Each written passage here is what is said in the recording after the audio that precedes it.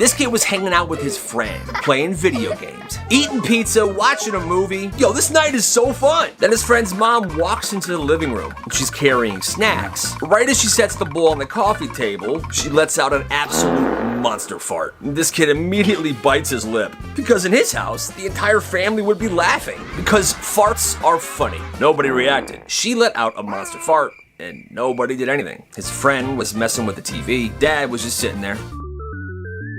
Not to mention the smell. The smell was so weird. He starts laughing because he can't help it. And everyone looks at him like he's crazy. What? What's up? Something happened? Hey, what's so funny? This is supposed to be a drama. Oh, nothing. He asks his friend about it later. And his friend was just like, I don't know. I guess we just don't think farts are funny. But even if it's like a super big weird one like your mom did, I guess. To him, he said that was so strange. What do you think?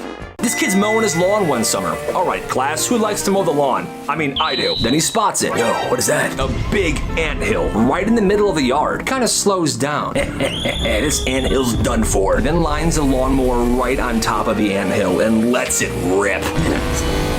He's leaving the lawnmower there, and it's chewing up the entire thing. And he's watching it like a show. He's feeling good because screw ants, right? Then he feels something on his ankles. Then his shin, it hurts. He looks down, and his feet and legs are covered. Not just a few, thousands of ants. Apparently, the lawnmower can't kill them all. It made them incredibly angry, so they attacked, swarming, and now they're climbing into his socks, up his pant legs, biting everywhere. He turns the lawnmower off, and he just begins running, but there's ants on him. He has to have his mom come outside. Mom, come outside! And she hoses him down. Good Lord, son, they're all over you! Once the ants are finally off, he relaxes a bit, but then they start to swell up. He's covered. He had to put ointment on for about 2 weeks, and he never mowed the lawn ever again. This kid got bullied a lot. Yeah, usually at lunch. Wasn't anything crazy. Well, one day at lunch, he's sitting there and he pulls out his sandwich and he wants to go up and get a couple ketchup packets. So he gets up and he goes. But while he's walking away, he notices a group of bullies walk by his table.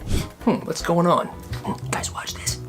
I'm gonna put that in his sandwich. The bullies put one of those super hot chips, the one chip challenge chips, into his sandwich. They didn't expect him to notice this, but then what that bully did is he went to the table with his friends, he pulled out his sandwich, but then him and all of his friends go up to get something as well. So when that kid noticed this, he sneaked around the edges of the cafeteria, went to his sandwich real quick, took that chip, and went over to the bully's table and put the chip in his sandwich. The old switcheroo. I call this the old switcheroo. He then makes his way back to his table without the bullies seeing. And then the bullies sit down. The kid takes one bite of his sandwich. The bullies were waiting for him to react, but he doesn't. Bro, what? He's just taking it like that? That's stupid.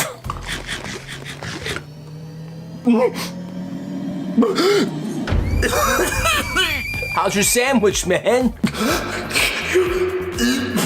It worked, and the bully looked like a super big baby. It was so hot for him, he threw up in the middle of his lunch table. After that day, it was a little rough for both of them, because they kept trying to get each other back. But hey, it's a little fun. The yearly water gun fight was epic. Every July, this neighborhood would have a water gun fight for all the kids in this one cul-de-sac. We look forward to it every year. 20 or so kids, everyone has a super soaker, and they're just spraying each other. But one year, this kid named Tyler decided water wasn't gonna be enough for him. So he goes into his kitchen, and he finds 4 of those giant lemon juice bottles in his fridge. Perfect. He doesn't dilute it. He pours it all into his super soaker. 100% pure citric acid. Now the war outside is peaking. Kids running around. Water guns, hoses, buckets, they're having a blast. Then Tyler drops from a tree. He corners a bunch of people. They're thinking they're just gonna get sprayed with water. But then he shoots directly in these kids' eyes.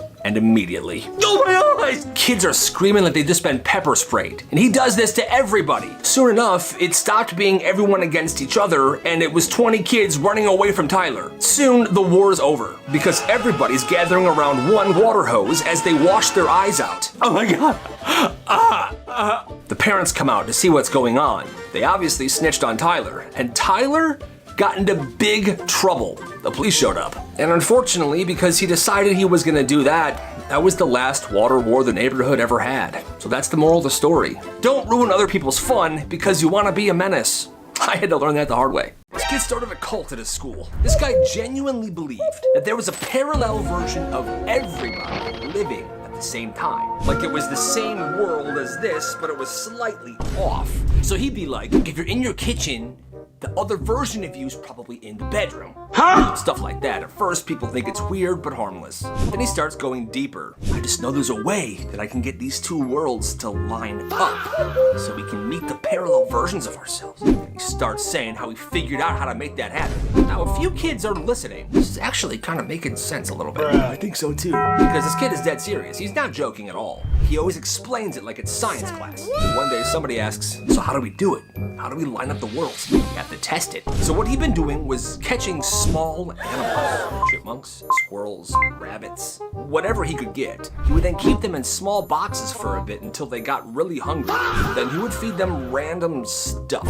Then he would let them go to see if anything shifted. And that doesn't make any sense at all, but somehow he got this group to start following him around everywhere. They were in their own backyards, catching small animals, feeding them random stuff, and letting them go. We're close, everybody. We're close. One day he told one of his followers, I think the tests aren't working. I think we need to start killing the animals. And that's when his friend's like, yep, I'm out. Then he told some teachers about it, and this kid was called into the office, and then he went to therapy. That is crazy.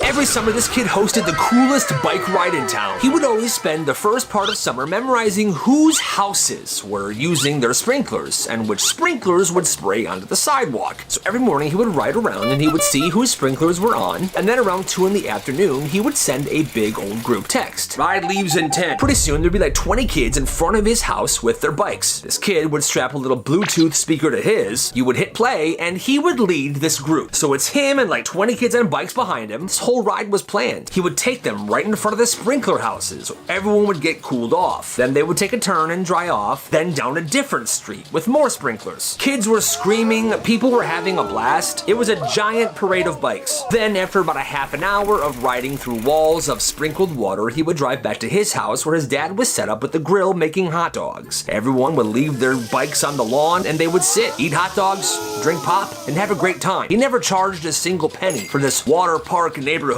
bike ride, but people loved it and it became a tradition. After a couple years, every house on the block put their sprinklers by the sidewalks to make it more fun for these kids. And that, my friends, is absolutely beautiful. I am a prophet. There was a kid at this one school who genuinely believed he was a prophet. And get this, his entire family also believed it. And that became a problem pretty fast, because this kid refused to do homework. Math, reading, science, he never turned anything in, and when a teacher would confront him about this, Joseph, why haven't you turned your homework in all year? Because, miss, prophets don't need to do that.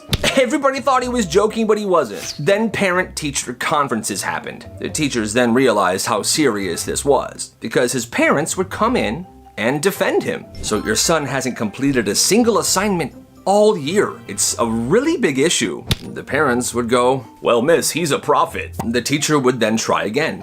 He's failing math. Prophets don't do math. Now the teacher is sitting there trying to explain to them how grades work and how school works. And finally, one of them goes, would you make Jesus do math?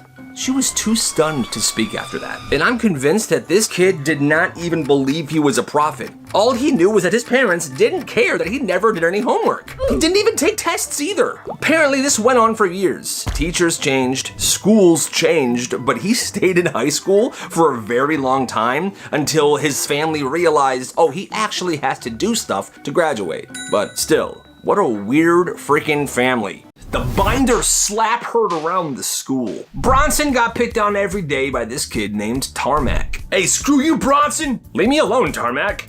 Tarmac would mess with him in the hallways, cafeteria, outside class, inside class, on the bus. It didn't matter. If Tarmac saw him, something was being said. And most people felt bad for Bronson. Then one Tuesday, something inside Bronson just snapped. Now, nobody remembers exactly what Tarmac said that day. They only remember what happened next. Bronson was holding one of those big 3-ring binders. It was stuffed so full it could barely close. Well, Tarmac walked up, started talking trash. Now, like I said, no one exactly remembered what he said to him. Hey, I'm talking trash to you right now. I'm smack talking to you right now.